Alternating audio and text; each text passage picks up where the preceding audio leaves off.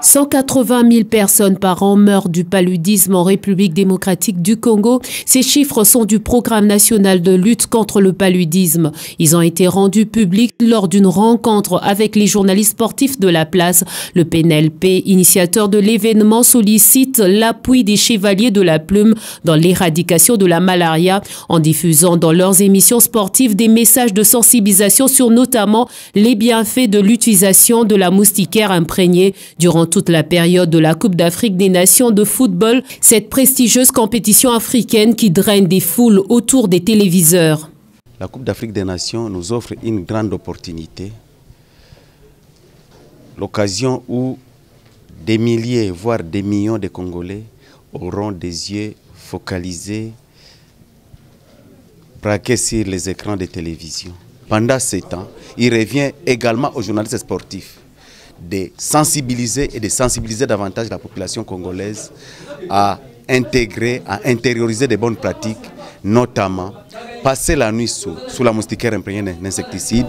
Selon les experts, il existe plusieurs types de moustiques, mais ceux qui causent le paludisme opèrent entre 1 h du matin et 3 heures. Le moustique qui pique, ce n'est pas le mâle qui pique, mais c'est l'anophèle femelle infectée. Elle ne pique qu'à travers des heures tardives. Donc l'espèce, le Falciparum que je vous ai dit, lui, il pique à l'abri de l'ombre, enfin de la lumière. Quand il y a la lumière, il ne pique pas à ce moment-là, il se cache pour se piquer à l'ombre. Et ces activités commencent dans les heures un peu plus tardives.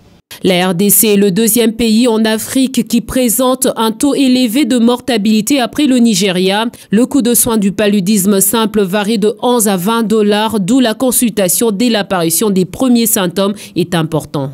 Il ne faudra pas que les gens attendent quand ils sont gravement malades pour se pointer à l'hôpital.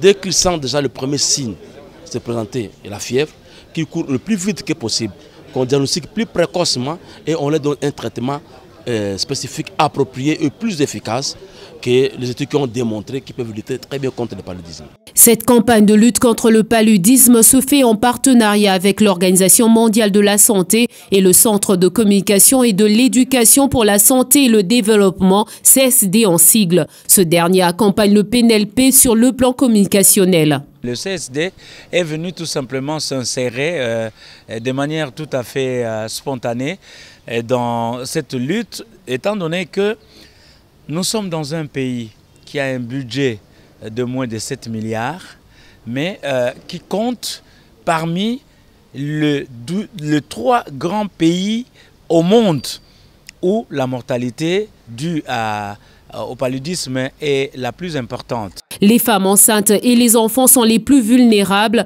Pendant 90 minutes de temps de match de football, 120 enfants meurent de paludisme, d'où la nécessité d'une bonne sensibilisation.